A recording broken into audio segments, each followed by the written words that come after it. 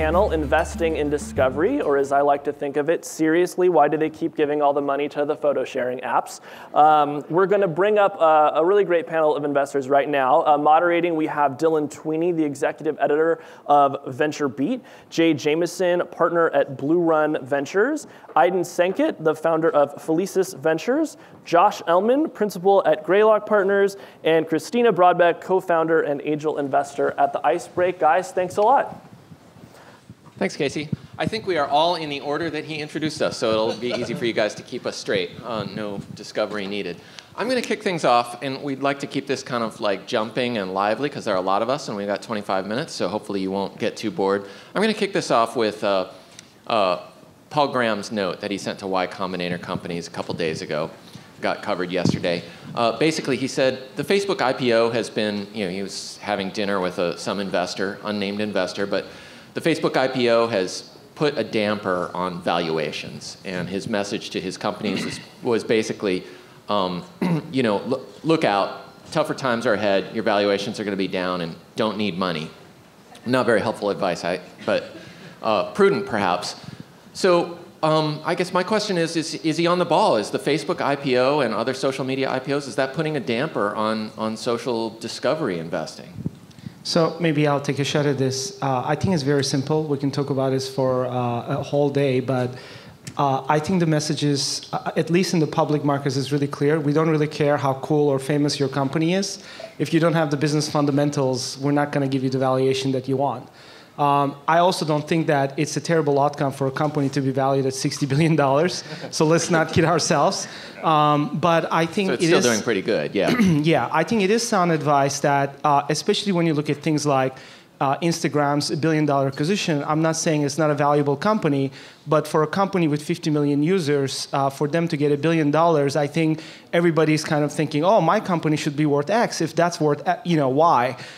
There's a lot of that going around, and I think that's definitely going to be threatened with what's going on in the market, and I think this will be used as an excuse to bring valuations at least to a reasonable level, or at least tied to some metric of business performance. So you guys are happy. The thing that's a little weird is, I agree with everything Aydin's saying, but what I think is a little weird is you're talking about this behemoth of a company called Facebook, and we're talking about it in the context of companies that are basically seed-level companies. And the gulf between that is so high. And I do think that on the seed-level investments, in terms of companies coming out for seed rounds and some of the caps, those have really drifted up. And you were quoted talking about that as well, I think, recently, Aydin, in a Wall Street Journal article. And so these things are, I think it's a good thing to throw out there, which is just like, look, the momentum in the market is exciting. It's great to see the IPO window open.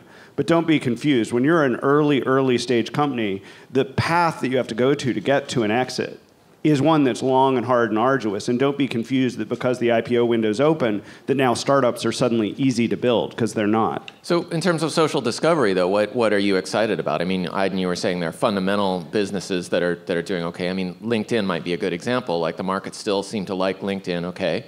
I don't know what effect last night's password hack is having. By the way, you should change your LinkedIn password if you haven't already. But what do you guys look for? I mean, what's a good social discovery business? I mean, I think I would start this by saying, LinkedIn's a 9-year-old company, Facebook's 8 years old, and it takes them a really long time to get to these kind of big behemoth companies. And so, what we're looking for are the kind of companies coming out today that are leveraging the fact that everybody has a computer in their pocket. They have ways to share what they're doing with other people in faster and more viral ways than ever before, for what will be the behaviors that 8 or 9 years from now we'll be talking about in exactly the same way we're talking about LinkedIn and Facebook.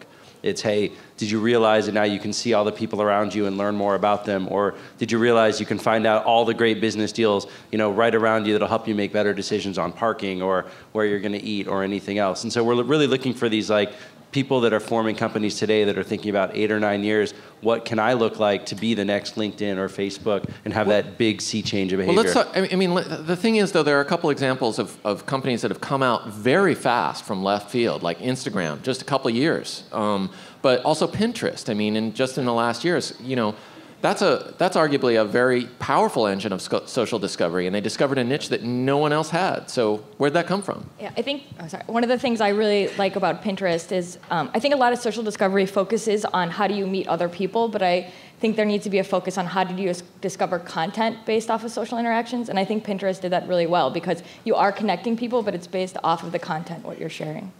So I think I have one important insight for this panel, and I just want to get that out now. I've been investing in social discovery for 7 years, and I probably have 12 years background in it because before Google, I was at Silicon Graphics, and I did data mining, data visualization. The big insight that I have is very similar to big data. It is not a separate market. I think social discovery now is an integral part of a lot of great companies. The same way big data, in my opinion, is not a separate market. It's an important element of every successful company today. So when you look at Pinterest, yes, you can call it a social discovery company, but in reality, it's a company that I think applies to the human need of like having collections and interests. So I invested in 2 companies early on, one called Lumia, the other one called Rich Relevance. I think Rich Relevance, to my knowledge, I believe Greylock is in it too, is one of the few companies that has tried and succeeded to make a business out of being a social discovery tool maker as a standalone. And Lumia scaled to a certain level and didn't make it. And I learned valuable lesson from that is that when you look at the most successful social discovery company out there, can anybody guess what it is? In my opinion, it's Amazon. And why is it successful? Because it's not a standalone tool. It's most valuable when it's combined with a company that has a huge user base, when actually there's a lot of great clean data that's coming into it, and it could be used to something really, really valuable for the end customers. And you know the reason why it works so well is the same reason Apple works so well. It's like magic. You don't even know that it's working in the background. It just works. So it's almost an extension of personalization or recommendation engines, right? Which make use of user behavior to kind of tie you to... That's my... Yeah, okay. I think one of the nice things about that is you avoid the whole graveyard problem because you're building on top of a network which already has a good user base. And I know a lot of, especially people meeting other people, social discovery, that tends to be a problem initially. So would you say do you actually avoid companies that are explicitly aimed at social discovery? You know what I'm saying? Is it? No, I mean, I think there are some out there that'll say, look, all the social you need has been done because you have a thing called Facebook, you have a thing called LinkedIn. Facebook's for home, LinkedIn's for business. And I think that's ridiculous. Airtime's approach, right? Yeah, but I think that's crazy because I think of that as like thinking that in the 1980s when we had 3 television channels, that was all the TV you needed. And granted, and I've written about this, when CNN came online, many people said, that's stupid. Who needs 24 hours of news? Or who needs 24 hours of sports? How will that ever work? Well, clearly, those entrepreneurs that created those businesses were right. There was tremendous demand as pipes got broader and fatter into homes for all these crazy cable channels. In the same way, how I share with you on Facebook is totally different from how I talk on Twitter or Path or Food Spotting or any number of other social discovery tools. And I believe the market is going to, in the same way, in 10 years, we'll be saying, wow, there are hundreds of channels of social discovery, social media tools that people interact with differently versus just the big 3 you have today. And I would just add that I actually think we're not really reinventing human behavior. We're just giving brand new ways and brand new tools to actually do the same things we used to. And if you think 20, 30 years ago, the way you got your information on news was from a newspaper. The way you got information on your friends and family was from calling them up or, annual Christmas letters. The way you got your information from like what kind of interesting content or design ideas or travel ideas was from reading magazines like Sunset or Home and Garden or Travel and Leisure. And today, all we're doing is we're building these new tools that allow people to share and communicate information much faster and much more broadly. And so newspapers become Twitter. Facebook becomes Family and Friends, the annual Christmas letter. Pinterest replaces all those magazines. And it's just much faster and much speedier. And so if you can think about other human behaviors that we've always done, but that we aren't really finding new ways to do online yet, there's great opportunities to figure out how to build networks and service those. Yeah, there is, just to add or enhance that a little bit, I do think there are opportunities that are being created with the sensors or the photos or whatever happens that enables a ubiquity that extends those scenarios you're describing in new ways. So one of our portfolio companies is a company called Banjo, which is a social discovery company that will sort of highlight when people are nearby. And they'll say, oh, Aydin's in the same room with you. If I don't know Aydin's there, that's something that can be very useful and interesting to me. And it's very helpful. And the old analog way of doing it really didn't exist before, unless you were like in I worked in Japan for a while, and you'd have these little offices where people would sign in, so you could see a board of like who's here. But that was pretty niche. So okay. How do you deal with the creep factor in that? I mean, there's a certain amount of like, who's around me, kind of like, well, this is a little odd. I mean, but I think when Facebook was starting at Harvard, I think there were great, well-documented IM trails of Mark Zuckerberg and other early guys saying, well, isn't it crazy that people are giving us all this data? And certainly privacy concerns and settings are ones we'll have to work through. Cackling and rubbing their hands. I mean, I worked at LinkedIn in the early days, and everybody would say, I don't want to put my profile online. I'm not looking for a job. Why would I have an online resume? I worked at Facebook when we were launching Facebook Connect, and everybody was like, I don't want to give all my data to some other website and actually connect that up. But geographic data is different, right? I mean, if like I'm in this bar and I'm a female, so everything's different because today we're always scared, but the real entrepreneurs and the kind of guys who like to see a world 5-6 years out when we start to realize these are really normal behaviors, and that if the world works this way, it's more open, it's more transparent, we're getting all this value. And so we're really just looking for those kind of opportunities where people can sort of get through those sort of privacy scares. I think privacy scares are one of the, as long as you're always doing it in a way that we're trying to drive user value, helps you know that you're sort of on the right track, but you need to make sure you're being really careful and consistent with people and never break their trust. So I want to touch on another topic. I think maybe I have 2 insights to share, and that is, as a former Google guy, there's always this dynamic. Is it search? Is it discovery? Is discovery going to replace search? And one of the things that I wanted to touch is that for the last few years, we had this thing, like I told in my team, that I'm looking for companies that have a Pandora-like experience. In fact, we almost did Zeit. We were looking at Zeit and Pulse, and I'm a little bummed that our panel is in the beginning of the day, because I think it would have been a lot of fun to do it at the end of the day after all those guys spoke, because I think there's some incredible founders that are going to speak. So I think that is really important, is kind of how do you have an experience from the get-go that is meaningful. That's one of the reasons why I made the Amazon comment, because with mass, it can be extremely meaningful right away. That's what happened to friend feed. Within Facebook, it was much more meaningful. To get that mass is really difficult. And I love the Zeit experience of, like Pandora, you just type in your Twitter username, not even the password, and you have a personalized letter. On the search to discovery thing, can we touch this? I think it's a really interesting topic. So I think when I started at Google, search was really great because discovery was being not as useful, and there was enough information that Google made it meaningful and accessible. I feel a decade later, curation is becoming really important, and I don't think necessarily search is going to go away. I think that's the thing that people want to pit search against discovery, is that there is so many things to know, so many things to discover, and so little time between tweeting and Facebook and LinkedIn and 15 other tools that we use. We just want to be surprised. You have 15 minutes at night, you're in bed, you're on your iPad. What is the first thing that you want? You want to see beautiful, cool things. You want to be surprised by things you didn't know. And the idea is, how can you search for something if you don't know what to search for it? Right? So that's the thing. That's the reason why social discovery is so cool. We want to be surprised with other things that we didn't know, other stuff that we want to find out, but we just didn't know what to look for, and it's beautiful for it to be surfaced to us. I worry that search has actually become a lot less relevant in the next 10 years. I think it's going to feel a lot more like the command line. When you actually have to pull out your keyboard and start typing something in to go find it, you're going to feel like you've lost, because all the different ways that you have 20 or 40 apps on your phone where you just push a little button and it shows you the latest news on Twitter or the latest pictures on Pinterest. Let's make a bet. Let's put it this way. There's always going to be a place for self-directed. I want to find X. I'm looking for a bike. That with these. I agree. Let's add the market capitalization of companies that do search. And by the way, I'm going to put Apple in there, because you might not think of Siri as search, but Siri is search. It is, yeah. They're just shifting it to a different level. And I'm happy to bet with you on anything, for anything, anytime, that search is not going to go away and it's not going to be less valuable. It's not going to be less valuable. I kind of want to go back to that creep factor that we were talking about before, sorry.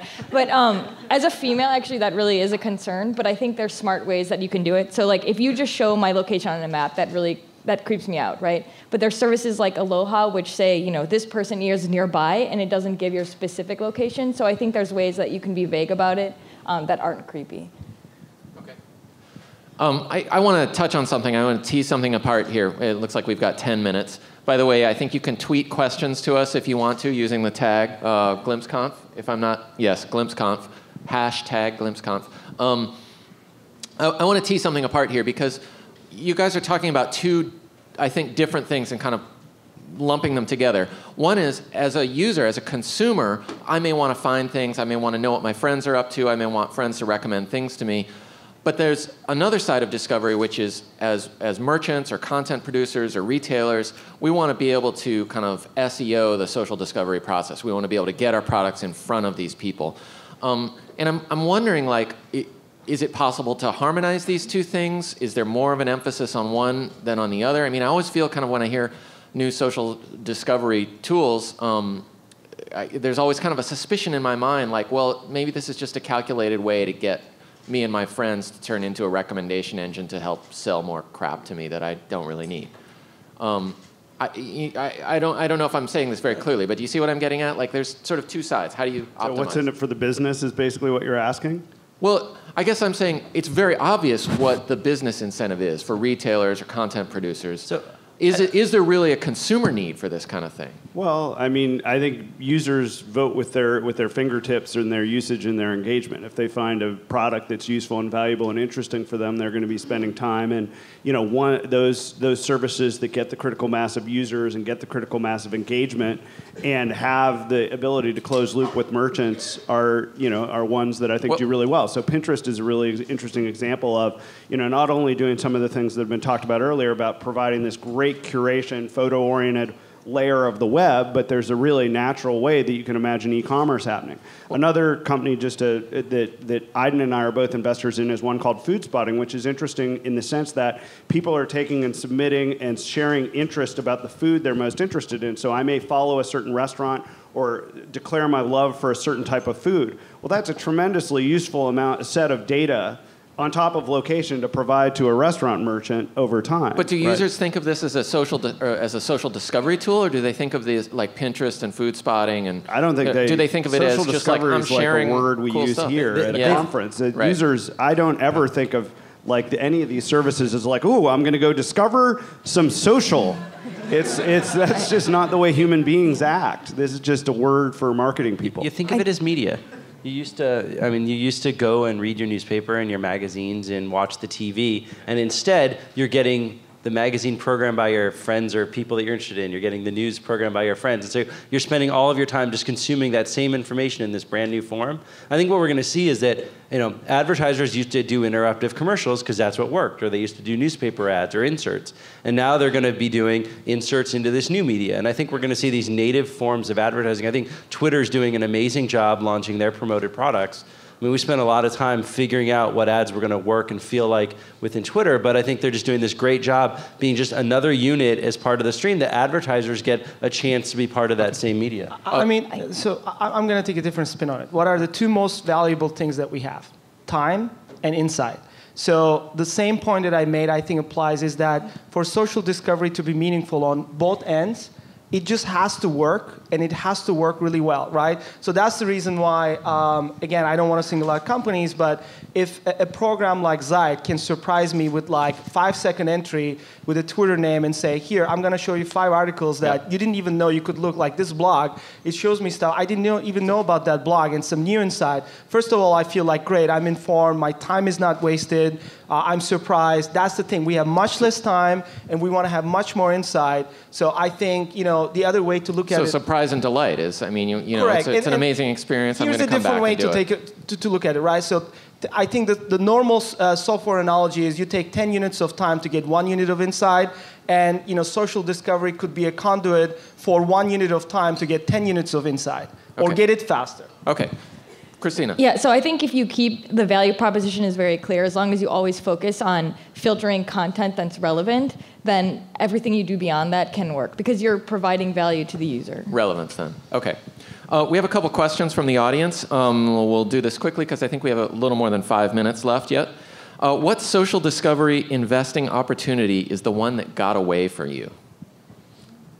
Which is the one that you wish you had invested in? Anyone want to take a crack at that? So I'm brand new in venture capital. I've been doing it for about 9 months. So I can say I think Pinterest is the one that got away from a lot of people. I know that Ben and Paul had been working on this for many years and had gone in front of a ton of people and said, hey, look at this thing. People collect images and share images. And there are actually lots of women around the world and actually using it, and like the engagement rates are really high. But everybody got like why is there going to be a new social platform? I don't quite get it. And I think now we're all, I think every investor who isn't in Pinterest probably looks back and says, dope, that's one that I should have been in. I will say that I think that got away from a lot of guys in particular. I was talking to an entrepreneur, Mariam Nafisi at Minted, and she said she had got interested in Pinterest early and made like 7 or 8 introductions to a bunch of different investors who were all guys, and they were all like, I don't see it. I was actually going to turn the question around, because one of the things that shocked me walking into the room is I think this is the first panel. I'm looking at the audience, and there might be more women than men. So mental note, like when you hear back from Glimpse organizers, show up in panel and participate. Maybe we can learn from you, and you can tell us what company we should be looking into next, rather than thinking about the ones we missed. Okay. I think Pinterest also for me. So I got an intro to Pinterest, and it happened at a time where I had just written an article about women in investing. So I got all of these floods of, hey, you should invest in this. It's oriented towards women, and I couldn't filter anything out of that group. But yeah, it's one of those things. I don't think it's just dependent on like, oh, is the men seeing it or women seeing it? Yeah, no, I think it surprised a lot of people actually. Okay, what areas of social discovery do you see as a fad? Is there something overhyped right now? Photo filtering and sharing? That's an easy one. I'm going to answer that. That'll be my answer. Well, you answered that question. Should we move on to the next? All right, I have a question for Aydin. How will the way that we interact with sports change in the next 10 years? I assume that has a relevance to an investment you've made, although I'm not sure what exactly that's referring to. I don't know. I mean, I would love to make a sports-related investment. I don't think I have one unless I do, and you guys can remind me. I don't know. Look, I mean, I kind of articulated the thing. I would love to see something like, again, it's like Pandora, it's like Zide. I'm a huge sports fan. I think my biggest difficulty is I haven't grown up in the US. The sports that I like is different. I like Formula One. I like biking.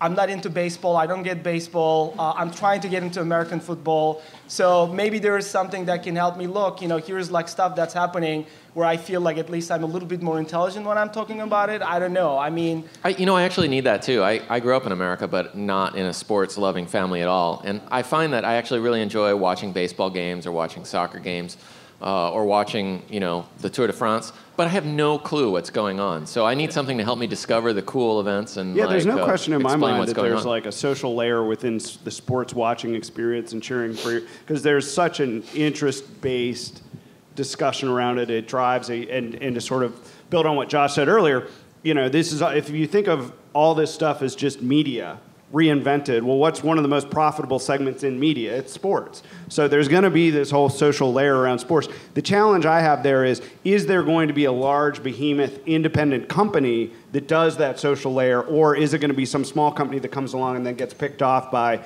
Universal or ESPN or somebody like that before it really reaches critical mass? That, to me, is, I think, the big question. I think one of the things I'm currently obsessed is, so there's all these services that get me to meet other people, but they have to be on the service. But I'm already meeting lots of people every single day. Like, there's people in this room, but what do I talk about with them, right? So giving me content to talk about with the people that I'm already meeting, where I might not necessarily have too much data on them ahead of time. I think Airtime actually does that in an interesting way. I don't, haven't messed around with it very much, but it sort of shows cluster of tags of things that you're interested in, and the person that you're talking with is interested in, so you can find things to talk about. Kind of clever, actually. There may be room to do that in other platforms as well. So, all right, I'm going to ask a general question. If I'm an entrepreneur, how do I get your attention as an investor?